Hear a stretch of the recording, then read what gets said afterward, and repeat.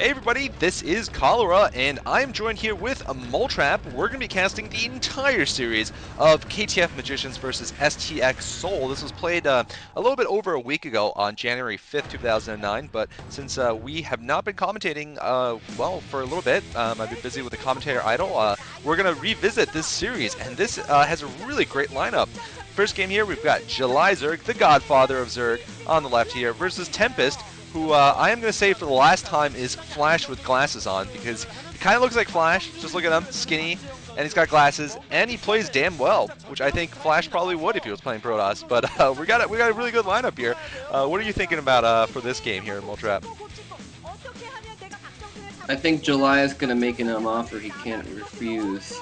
July Zerg is very, very good against Protoss players. Yeah, Tempest, you know, he does play really, really well a lot of the time, but, you know, he's not quite consistent enough to be, you know, a real contender, I don't think, yet. I think he's got a lot of potential. I think later on in this year he's probably going to be a force to be reckoned with.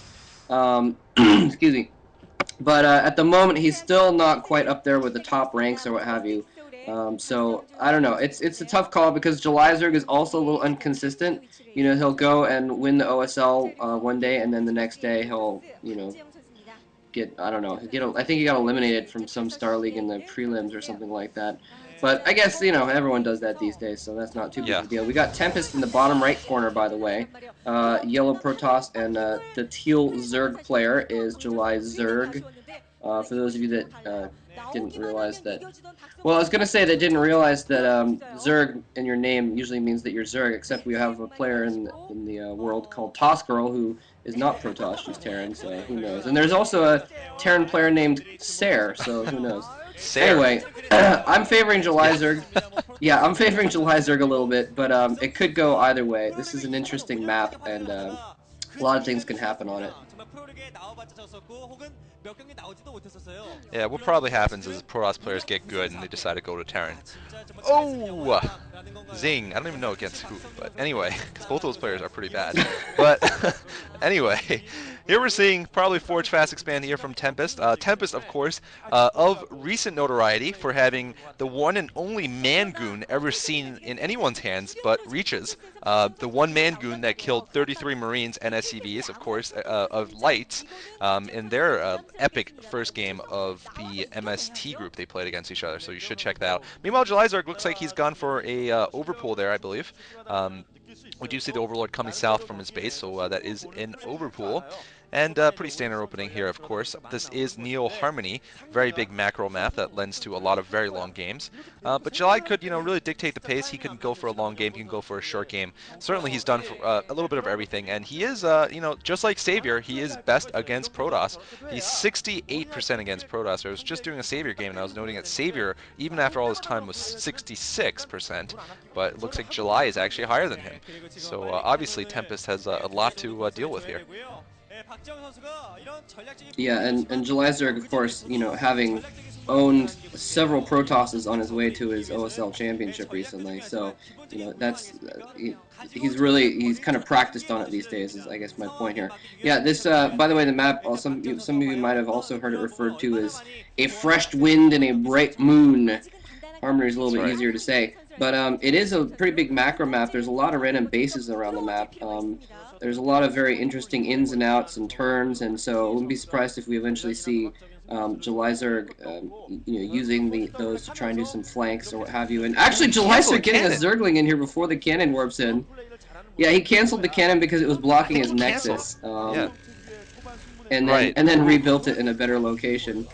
That is a really nice little door, though. I kind of like that door. It's like kind of surrounding his ramp, and so it's a pretty protected door. It's going to be really easy to stop a run by if July were going to do that. Well, actually, I guess it wouldn't have been. It would have been hard to block a run by because, as we saw there, the Zergling got to his base before the cannon was in. So if July Zerg had really been trying to do a run by, he could have accomplished it. But he's just going to try and hunt down that probe and kill off the scouting probe. So Tempest won't know what he's doing going into the mid game. Yeah, we've actually seeing a lot of total failures from Protosses. Just in the beginning, doing Forge Fast Expand, believe it or not, now recently we've seen a lot of damage, even done by the best. I mean, in Bisu's game against Effort, it's not a big spoiler to say, but Bisu played it very dangerously, and he almost lost to a Zergling run-by. I mean, it's just ridiculous, right in the first 3 minutes of the game.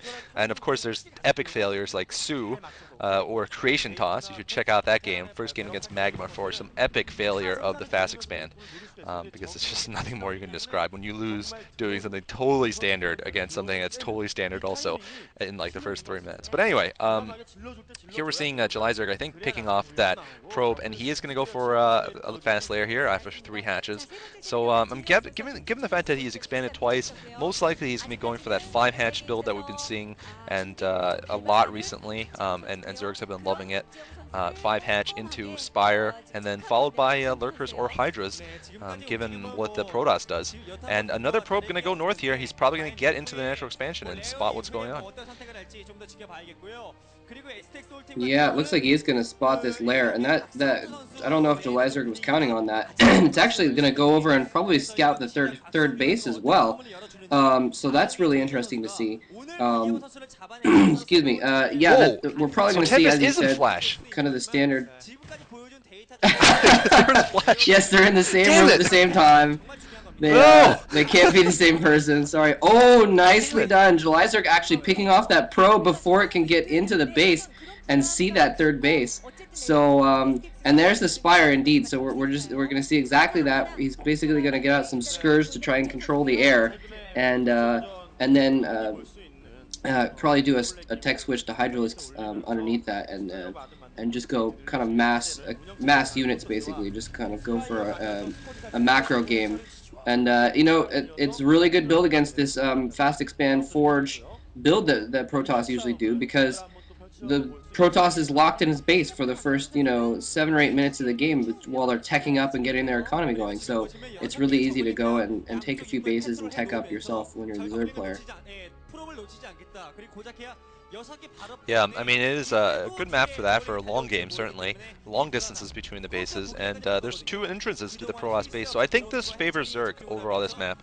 I think it favors Zerg also against Terran, too, for similar reasons, actually. And here we're seeing the Templar Archives, of course, and actually it seems like... No, never mind. There's the hatchery, so we're just going to see Scourge, as expected here. Maybe, just maybe, some Mutas, but I'm pretty sure the Den is somewhere around there. So we're going to probably spot it soon, and we're probably not going to see Mutas. Generally this build does not involve Mutas. Oh, nice! One Scourge catching on that Corsair, and the other Scourge looks like it's going to chase it away. But yeah, I mean, it's a pretty good opening here for July, and in general, if the Scourge sandwich. Oh, very nice, very, very nice. Oh, Tempest looking disgusted. Yeah, what I was trying to say is, if the Protoss doesn't do damage to the Zerg, basically if they just keep going 2-base Protoss against this 5-hatch build, the Zerg will pull ahead in terms of economy and forces. So it forces the Protoss to go on the offensive soon. Wow, we are seeing some Mutalisks though actually out, and he's scourged that first Corsair. So I don't think Tempest even knows this. And I was going to say, Jelizerg is definitely a player that you can might go for Mutalisks, and he has masked up almost an entire control group of Mutalisks here. Those Dark Templars might see that though as they're walking by to try and do some damage. So it's going to be up to Tempest to defend this. He's putting up some cannons now to defend against these Mutalisks, but critically he's made Dark Templars and not High Templars, so he's not going to have any Archons out. He's only going to have a couple Corsairs to try and deal with this, and he could be in a lot of trouble here.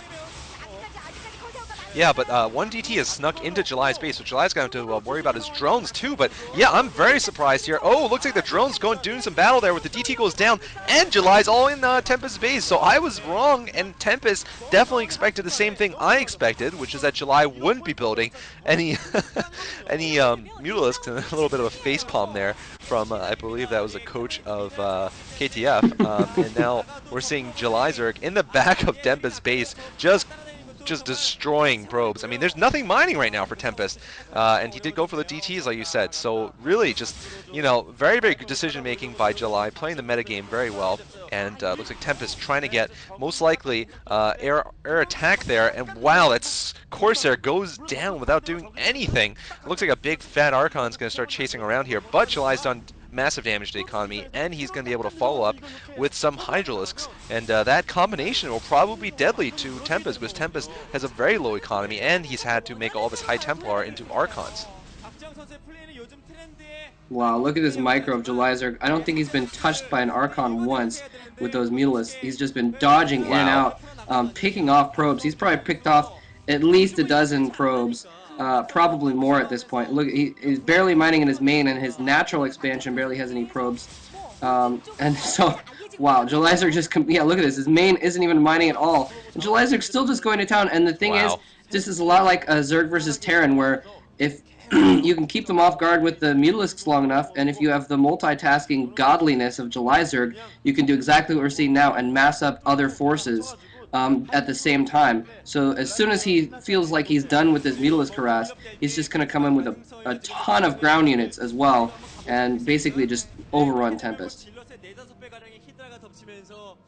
Yeah, I mean, just great Mutalisk micro there, and a little bit unfortunate for Tempest. He didn't have cannons at the right place at the right time. He was just a little bit late in his main, and his natural, he didn't have one at the back, which actually, you know, if you have one there, towards where the refinery is, or the simulator, that would have been much better off. July looks like, almost decided to take the cannon off. But look at this. I mean, he's got probably about 30 Hydralisks right now and a bunch of Zerglings, so not much in the way of anything Tempest can do about this massive force. And Tempest knows it, most likely. He knows that July is going to have something like a large Hydra force coming at him, and there's nothing he can do. He does have Zealot speed, though, and +1 attack for the Zealots, so that might be just barely enough to hold this off. But right now, my gut's telling me I don't think so. No, we're seeing the beginning of the end for Tempest right now. He's about to get really owned. Yeah. He's got those Zealots there, but they can't even get out to attack right now. There's just so many ranks of Hydralisks It's so there. bad for him. Oh my god. Yeah, this is it. And the Mutalisks are still alive. He's only lost like 2 Mutalisks, so there are just way too many Hydralisks. He doesn't even have a Templar around. He's had to morph all of his Templar into Archons, so he doesn't have any Psy Storm at all. And if he had like a few Storms, he might have been able to hold this off, but since he doesn't, he's screwed. There's GG. Yeah, GG, and well played by July. I mean, Tempest just got owned this game. Wow. You know, I mean, Flash probably would have done better, to be honest. We saw Flash playing against Best a long time ago when Best was playing Terran. Flash destroyed him. Flash playing Protoss, of course. Tempest getting destroyed in the same manner, really, as July destroyed Best, of course, in the OSL finals. He did have to go through Best, and Tempest is no Best just yet. There's the little high five there from Toss Girl, who will be playing later, of course. I did a commentary of her playing Up Magic in my account. But anyway, hope you guys enjoyed. Set 2 is going to be Luxury versus Cal, so